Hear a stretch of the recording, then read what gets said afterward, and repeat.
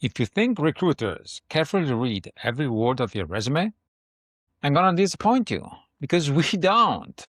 In fact, most recruiters get 10 to 20 seconds on the first pass.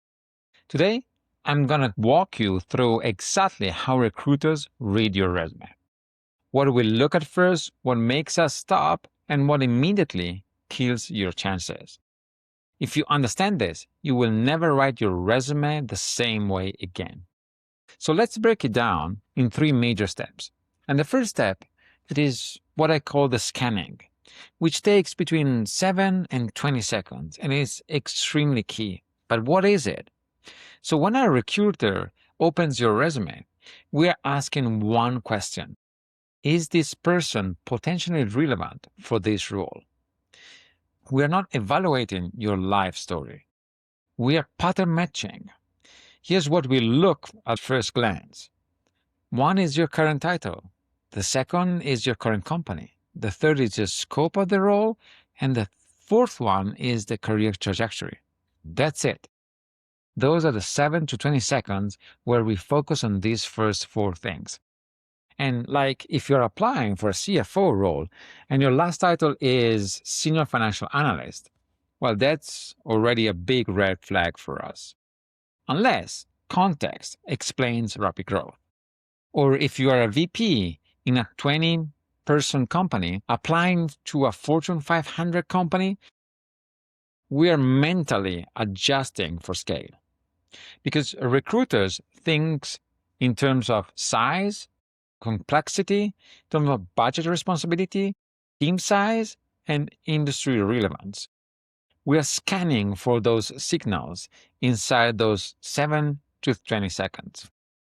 Now, step two. During step two, we will go a little bit deeper in your career progression. The next thing we do is really looking at your trajectory. Did you grow? Were you promoted? Did your scope expanded? A resume that shows first an analyst, then going to a manager, then a director, then a VP, that's a powerful resume. A resume that shows like 5-letter molds with no growth raises questions. We are subconsciously asking, is this person getting better over time? Or are they just plateauing? Momentum really matters. Which now brings us to the third step, which is the impact, not responsibilities. And here is where most resumes fail. They list responsibilities, responsible for budgeting, manage a team, oversaw operations. That tells me nothing. Recruiters look for measurable impact. Instead of listing what I've just mentioned, try this. Try put like reduce cost by 18%, led 50 million acquisition and integration, scaled revenue from 10 million to 45 millions, improved EBITDA margin by 6 points. Numbers stops us from scrolling. If I don't see metrics, I assume one of the two things.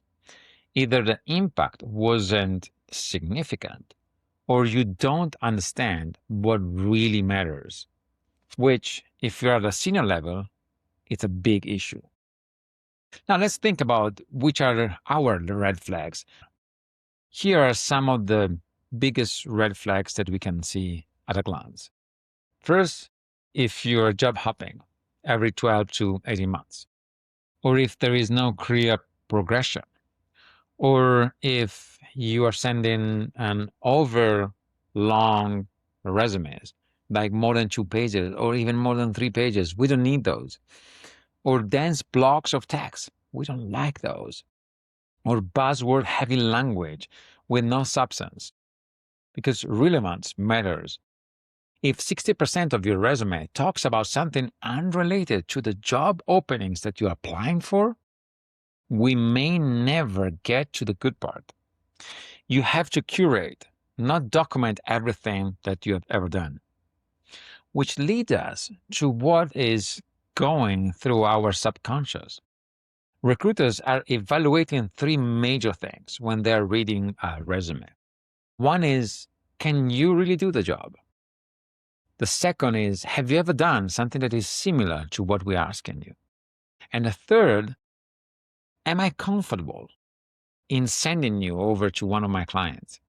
If the answer is yes to every single one of those, you are in a good spot.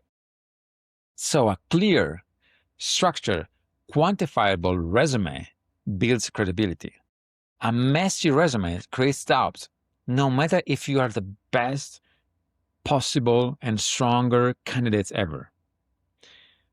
And now let's go to how you can think as a recruiter so that you can be at the top of the list of anyone out there. If you want to think as a recruiter, you need to think like a decision maker. Don't write what you did, write what mattered. Don't list tasks. Show scale, growth, and results. Be specific. Read the job description and put as many things that you have done that are inside the job description. You need to be specific. You need to be detailed so that the recruiter can really see and can really learn that you are the best candidate for that role. And remember one big thing. Your resume's only job is to get the conversation, not to tell the entire story. If you like this small video, please follow us on helloi.ai. We will always give you the best tips on how to get in front of recruiters, of hiring managers, and how you can really ace your next interview so that you can land your next role.